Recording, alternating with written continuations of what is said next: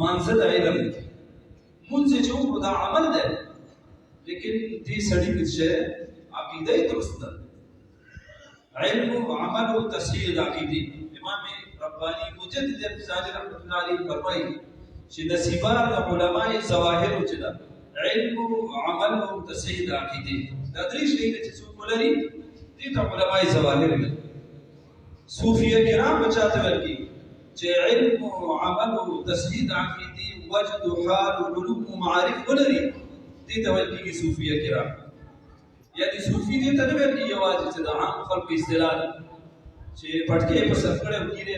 دا د چانه طریقه دا غسته بس صوفی نه امام ربانی مجدد فضائل رحمۃ اللہ علیہ د صوفیه کرام تشریح دي صوفی چاته وي چې هغه سره هم علم وي هم عمل وي هم به عقیده درست وي وجد حال علوم معارف او شيء چې لري دې ته ویل کېږي صوفیه کرام د دین اکبر مرتبه نور علماء کرام د چې هغه ته ویل کېږي علماء راسخین هغه چې علماء ظواهر لري هغه چې د باطن علماء دي هغه چې څه لري دا دواړه په مرسروي چې علم او عمل او تصحیح عقیدی وجد حال علوم معارف تو شي نور بلري چې اسرار او دقایق په حصہ لري دې ته ویل کې علماء والراسخون في العلم چې الله جل جلاله فرمایي دي نو راسخون في العلم چې دي هغه سره اسرار او دقایق علم اسرار او دقایق شي څه چې الف لام میم ح میم عین سین قاف یعنی حروف مقطعات شي دا هغه علم چې الله جل جلاله ورکړي دې ته ویل کې علماء راسخین دې ته ویل او دا سړی چې اوس په حال د علماء راسخین نه چې کله ورته وګرځي دې ته ویل کې وارث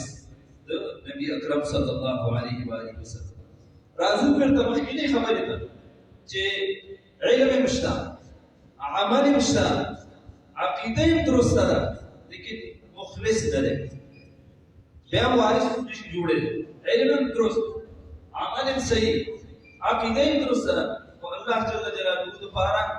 کوم دین الا لله الدين الخالص الله لپاره دین خالص ده چې اخلاص په موجود وي عقیده په دې خصوص سره په اخلاص دي صحیح ده بیا د وارثینو نه ونګرځي ابدا عالم یا طالب العلم دی وجه نه خبرې کوم چې علما نه سیماوي په تقریبا کوي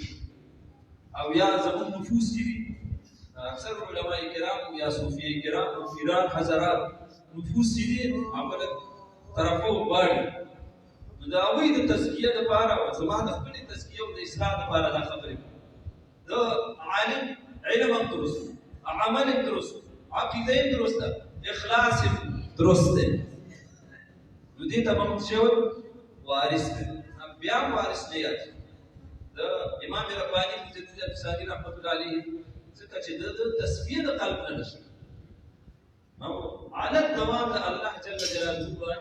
او د ذکر چې د الله جل جلاله په ذکر باندې على الدوام جاری نه دي ځکه چې نبی اکرم صلی الله علیه و آله وسلم عائشہ رضی الله عنها روایت کوي چې نبی اکرم صلی الله علیه و آله وسلم يذكر الله في كل احيانه نبی اکرم صلی الله علیه و آله وسلم الله ذکر کوي اوس عالم علم او عمل او اخلاص او عقیده ورسې درست خدا به سره چې ذاکر نه دي او نبی اکرم صلی الله علیه و آله وسلم قلب مبارک چې همیشه ذاکر في كل احيان قضاء حاجت لازم د جنابت حالت لازم بیت الخلاء تطلب راځي هغه حالت کې څوک ذکر کوي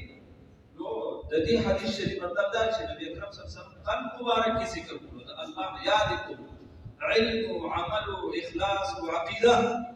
او همیشه ذاکر چې نه اوس موږ دا وارث نه په دې باندې بیا خلاصې ده د دې نه مخکې بل مرتبه ده چې علم او عمل او اخلاص او عقیده ټول شي نه درست دي تصفیه د قلب هم شوی تزکیه د نفس دلا نه ده نفس دلا اطمینان ته نه دی رسیدل قد افلح من زکاها وقد خاب من دساها دا نفوس چې الله جل جلاله په رحمت کې دا نفس یاد کړی دی د دې نفس یو حالت نه کله دا نفس دی ان النفس لاماره بالسوء تاسو خفقین کې نه یو خوشالي ویلا د خوشالي خبر ځکه کله بعض دوستانو سره دغه کومه چې دا نفس کمیس دومره عجیبه ده چې مؤنث دی، مذکر نوم یې نه دی نفس. نو وما ابرئ نفسي ان النفس لاماره بالسوء، نفس دی مؤنث یادي تاسو علما اوسئ. نو داسې بې همته او کمزوری شی دی چې مؤنثات حساب کې تللی. نو نفس چې الله جل جلاله فرمایي ان النفس لاماره بالسوء، په یو حالت کې دا نفس چې اماره بالسوء دی. هر ګناه، هر بد عمل، بد فعل چې دا انسان کوي نو نفس ورته وایي چې ښه دي. هر عمل چې وکړو چې نو دې ته ویل کېږي نفس اماره. د دې اولیاء الله د صحبت په برکت باندې یو وخت په دې نفس باندې داسې راځي چې هغې نفس ته بیا لوامه ویل کېږي. لا اقسم بیوم القیامة ولا اقسم بالنفس اللوامه. نفس لوامه چې ملامته کوونکې ځان بېرته ملامته کوي. ګناه کوي، ګناه دې واقع کېږي، په ګناه کې واقع دی، په ګناه نه بعد ځان څه شی کوي؟ ملامته کوي. په اماره کې ځان نه ملامته کوي چې هر عمل چې کوم صحیح دی. او په نفس لوامه حالت کې چې کوم دی نو په هغې حالت کې وایي ځان ملامته کوي د ګناه کولو نه بعد. دا د اولیاء الله د صحبت تاثیر چې پکې راشي د هغوی په محبتونو کې کېږي. نو الله جل جلاله ورته بیا دا حالت نصیب کړي چې لا اقسم بیوم القیامة ولا اقسم بالنفس اللوامه، چې نفس لوامه ورته وایي ملامته کوونکی. خو علا دوام د ذکر جاري نه دی په نفس کې. نو د دې نفس مخکې یو بله مرتبه شته چې هغې ته نفس ملهمه وه.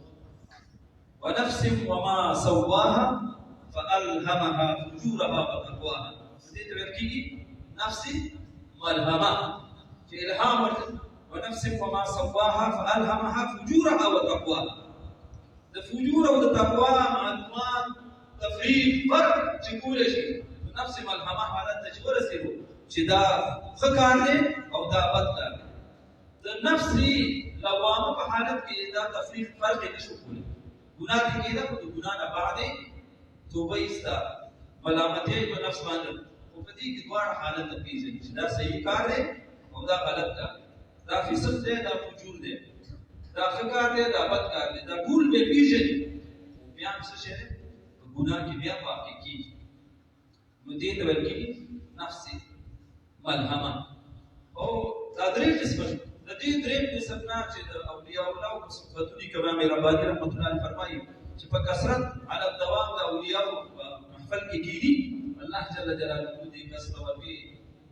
یا ایتها النفس المطمئنه